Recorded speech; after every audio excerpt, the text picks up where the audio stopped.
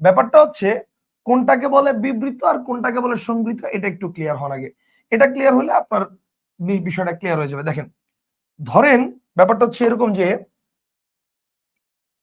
আচ্ছা ধরেন ব্যাপারটা হচ্ছে এরকম যে হ্যাঁ ওকে ফাইন, হ্যাঁ ব্যাপারটা হচ্ছে এরকম যে ধরেন এটা হচ্ছে সংবৃত, এটা হচ্ছে কি, এটা হচ্ছে সংবৃত, সংবৃত আর এটা হচ্ছে বিবৃত, এটা হচ্ছে সংবৃত আর এটা হচ্ছে বিবৃত। এখন সংবৃতের ব্যাপারটা কি, সংবৃতের ব্যাপারটা হচ্ছে যদি এটা ধরেন স্বরেয় আর এটা হচ্ছে এ, তো স্বরের উচ্চারণটা যখন ও এর মতো হবে তখন এটা হচ্ছে সংবৃত, আর স্বরের উচ্চারণটা যখন স্বরের মতো হবে তখন এটা হচ্ছে বিবৃত।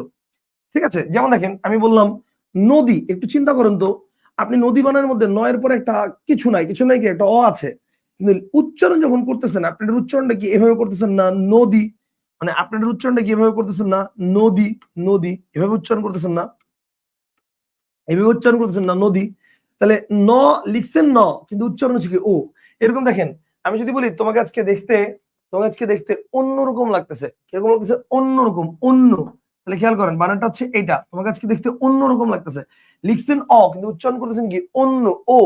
কিন্তু দেখেন আমি যদি বলি অন্ন বস্ত্র বাসস্থান শিক্ষা ও চিকিৎসা, তাহলে অন্ন, অন্ন এটা কিন্তু অন্য না, অন্ন মানে খাবার, যেটা অন্ন বস্ত্র বাসস্থান শিক্ষা ও চিকিৎসা, তাহলে অয়ের উচ্চারণ অয়ের মতোই হচ্ছে।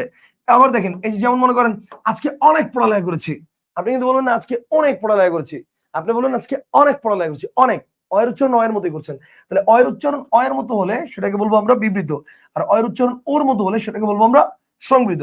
আর এর উচ্চারণ যদি করি, এর উচ্চারণ যদি এর মতো করি সেটা হচ্ছে সংবৃত, আর এর উচ্চারণ যদি এর মতো করি সেটা হচ্ছে বিবৃত।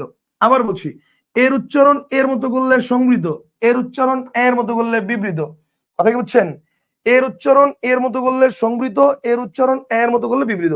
এখন আসেন যেমন কি, যেমন দেখেন আমি যদি বলি এই যে দেখেন এক, এর উচ্চারণটা কি হচ্ছে এক না এক, আমরা কি বলি এক, কিন্তু যখন এর সাথে পদাশ্রুতি যোগ করবেন তখন হয়ে যাচ্ছে কি দেখেন একটি, এটা হয়ে যাচ্ছে কি একটি, এটা কিন্তু তখন আর একটি নাই, এটা হয়ে গেছে কি একটি। Concept clear?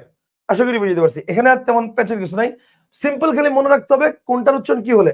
যেমন দেখেন আমি যদি বলি 21, আপনি কিন্তু এটার উচ্চারণ করতেছেন কি এর উচ্চারণ এর মতোই করতেছেন, কিন্তু দেখেন আপনি যদি বলেন 11 বা 51, এটার উচ্চারণ তার আপনি মানে 11 51 এভাবে বলবেন না, বলবেন 11 51 এরকম। বুঝতে পারছি? এই হচ্ছে ব্যাপার। তাহলে আশা করি এর উচ্চারণটা এর মতো হলে সেটাকে বলবেন হচ্ছে সংবৃত, এর উচ্চারণ এর মতো হলে তাকে বলবেন বিবৃত। Okay fine.